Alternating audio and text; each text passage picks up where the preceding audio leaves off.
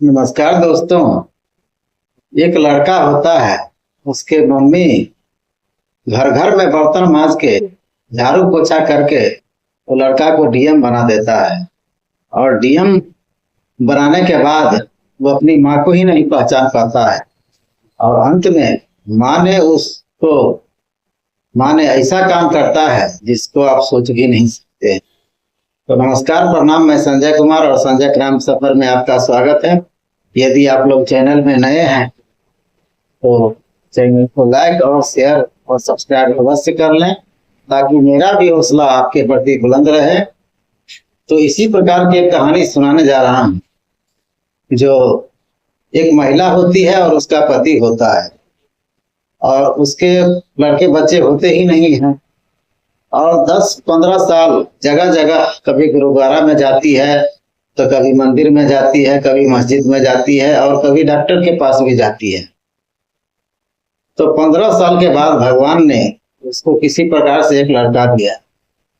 और लड़का दिया तो लड़का बहुत सुंदर था।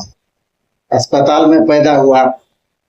अस्पताल में पैदा होने के बाद लड़का का सब कुछ ठीक था, देखने में सुंदर था, लेकिन उसका एक आंख था ही नहीं। तो उसके मम्मी और पापा बड़ी सोच में पड़ जाते हैं। और बाद में उसके पापा बोलते हैं, एक आंख से तो दुनिया देख लेगा, उसका जिंदगी कट जाएगी। लेकिन फिर भी किसी का हो, माँ तो माँ होती है, माँ का दिल का बात ही कुछ अलग है। तो इसी प्रकार से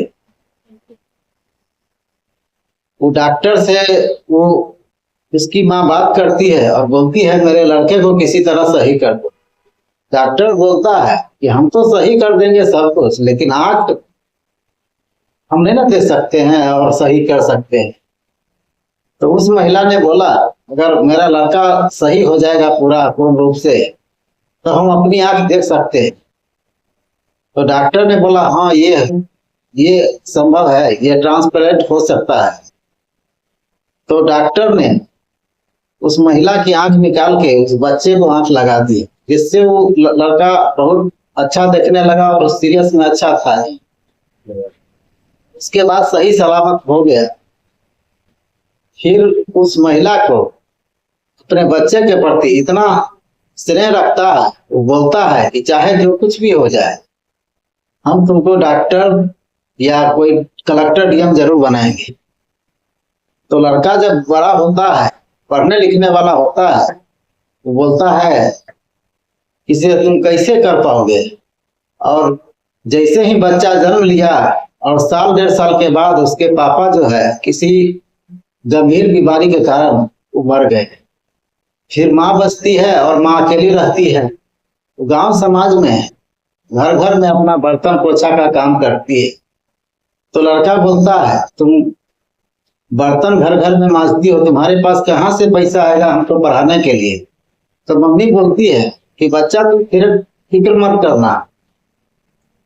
जैसे 5 घर में हम बर्तन पोछा करते हैं, हम 10 घर में करेंगे, 15 घर में करेंगे, लेकिन तुमको हम कलेक्टर बनना देखना हम चाहते हैं। तो इसी प्रकार से जो महिला थी वो गांव समाज में 10-15 घर के करीब बर्तन पोछा ये सब काम करने लगी। और जब पढ़ने वाला हो गया तो जिला के सबसे अच्छा स्कूल जो होता है उसमें जाकर प्रिंसिपल से बोलती है कि मेरे लड़का को एडमिशन कराना। तो वहां के प्रिंसिपल लोग बोलते हैं कि तुम कैसे पढ़ा पाओगे इस लड़के को, यहाँ फीस ज्यादा है, 5,000 रुपया मंथली है। यहाँ बड़े बड़े उद्योगपति के लड़का पढ़ते हैं, कंपनी फैक्ट्री वाले के लड़का बच्चा पढ़ते हैं, तुम्हारे बस की बात नहीं है।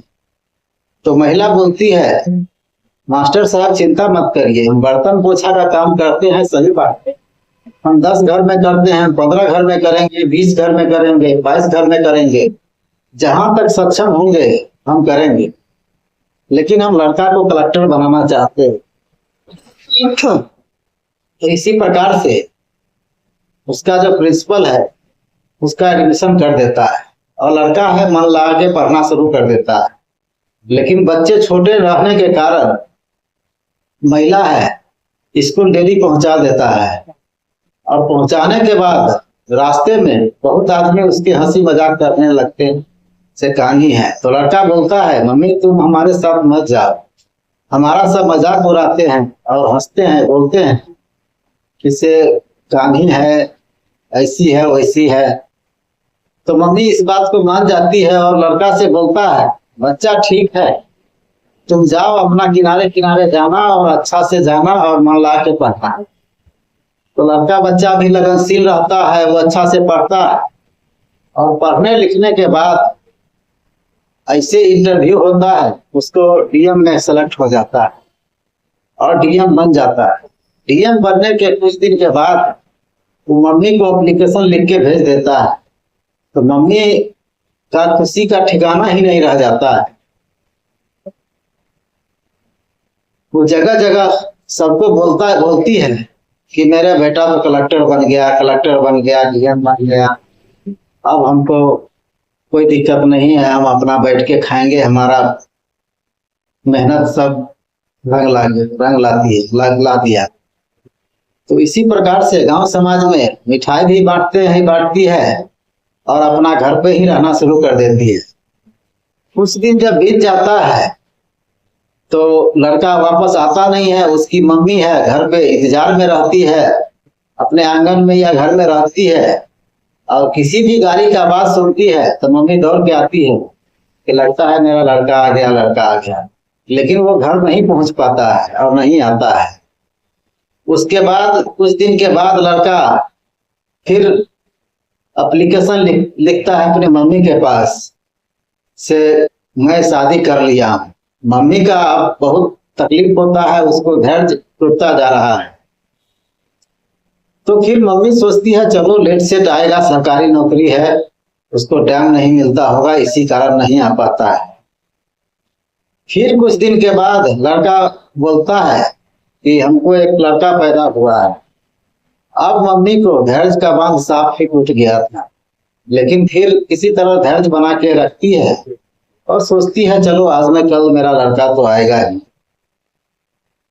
तो इसी प्रकार से उसकी मम्मी जो है वो अपना धैर्य बांध के रखती है और क्या ना क्या एक बार मम्मी मन में होती है। वो लड़का से मिलने के लिए वो एप्लीकेशन के एड्रेस पर उसके आवास पे चला जाता है। उसके आवास पे पुलिस वाले और सिक्योरिटी गार्ड रहते थे। उस बुढ़िया को जाने से अंदर मना कर देता है, तो बोलता है कि इधर कहाँ जा रहे हो, इधर कलेक्टर डीएम साहब का आवास है, भीख मांगने की जगह है, बहुत इधर उधर है, कहीं और चले जाओ। तो बुढ़िया बोलती है कि नहीं, वो तुम्हारा साहब है, डीएम है, वो मेरा लड़का है। इस बात को सिक्योरिटी गार्ड लोग और पुलिस वाले नहीं मानते हैं। उसके बाद महिला जो है वो लेटर निकाल के दिखाती है, तो लेटर देख के सब आदमी देखते हैं, हाँ तो बात तो सही है, उन्हीं का हैंड राइटिंग है। उसके बाद अंदर जाने देता है और जो लड़का होता है वो जमीन पर इधर उधर खेल रहा था और उसको चॉकलेट, टॉफी उफी, खिलौना वगैरह लेकर जाती है। उसके बाद बच्चा रोना शुरू कर देता है, तो वो औरत है जो डीएम साहब की पत्नी है, वो दौड़ के आती है, बोलती है कौन है आदमी हमारे बच्चा को ले जा रही है। तो वो बुढ़िया बोलती है मैं तुम्हारी सास हूं। तो औरत है, बड़ा चका जाता है। उसके बाद फिर डीएम साहब से पूछती है और क्या तुम्हारी मम्मी है ये? तो डीएम साहब बोलते हैं नहीं, ये मेरी मम्मी नहीं है, हम इसको नहीं पहचान रही है, कौन है।